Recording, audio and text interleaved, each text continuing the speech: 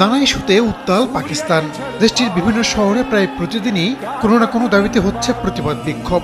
তবে সরকারের মাথা ব্যথার কারণ হয়ে দাঁড়িয়েছে পাকিস্তান তেহরিক ইনসাফ বা পিটিআই এর সরকার বিরোধী আন্দোলনের ডাক। তাদের নেতা ইমরান খানকে মুক্তি না দিলে দ্রুত সরকার পতনের আন্দোলন শুরু হবে বলে হুঁশিয়ারি দিয়েছে দলটির নেতাকর্মীরা। এমন অবস্থার মধ্যেই পাকিস্তানে দেখা দিয়েছে ইন্টারনেট বিভ্রাট। দেশটির গণমাধ্যমগুলো বলছে ইন্টারনেট সচল থাকলেও এর গতি অনেক কম। এতে বিঘ্নিত হচ্ছে ব্যবসা বাণিজ্য, সামাজিক যোগাযোগ মাধ্যম ব্যবহারেও মারাত্মক সমস্যার মুখে পড়ছেন ব্যবহারকারীরা। তবে কেন এমন ঘটছে এর কোনো ব্যাখ্যা দিতে পারেনি পাকিস্তান টেলিকমিউনিকেশন অথরিটি পিটিএ।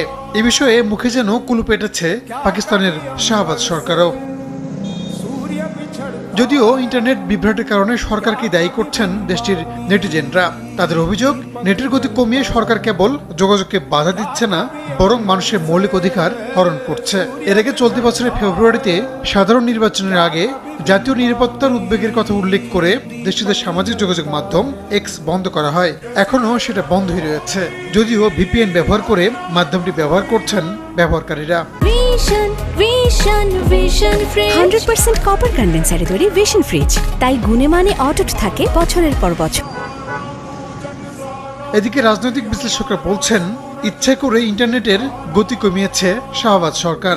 সামাজিক মাধ্যম ব্যবহার করে সরকার বিরোধী জোরালো আন্দোলনের সংখ্যা থেকেই এই পদক্ষেপ নেওয়া হয়েছে বলে দাবি করা হয়। রাহানুল রানা, সময় সংবাদ।